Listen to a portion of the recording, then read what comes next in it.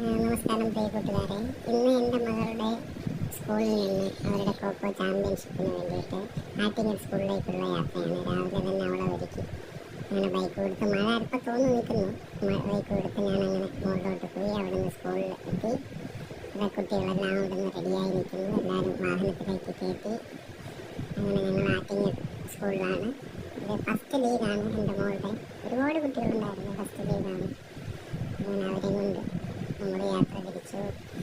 അവിടെ നിന്ന് ആറ്റിങ്ങൽ ഹോസ്പിറ്റലിൻ്റെ തൊട്ട് ഫ്രണ്ടിലുള്ള സ്കൂളാണ്. കുട്ടികളെല്ലാം ഡാൻസൊക്കെ കളിച്ച് അങ്ങനെ ആഘോഷിച്ചിരിക്കുകയായിരുന്നു. ആറ്റിങ്ങൽ സ്കൂളിൽ നിന്ന് അവിടെ നിന്ന് പിന്നീട് അവരുടെ സമ്മേളനം ഉണ്ടായിരുന്നു. അതെല്ലാം കഴിഞ്ഞു. കുട്ടികൾ ഒരു മൗന പ്രാർത്ഥനയെല്ലാം കഴിഞ്ഞ് അവരുടെ മത്സരത്തിലേക്ക് ഓരോരോ ടീമും മത്സരത്തിലേക്ക് പങ്കെടുത്തു.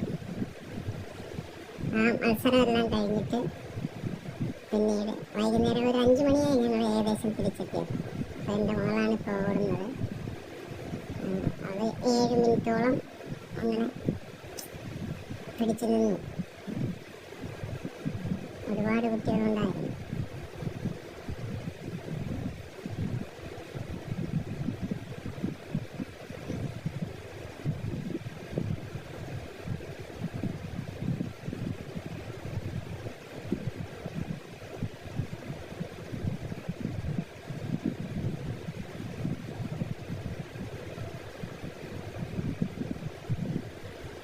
അതിനുശേഷം അവരെല്ലാവരും കൂടെ വന്ന് എൻ്റെ അടുത്തിരുന്ന് ഫോട്ടോ എല്ലാം എടുത്തു.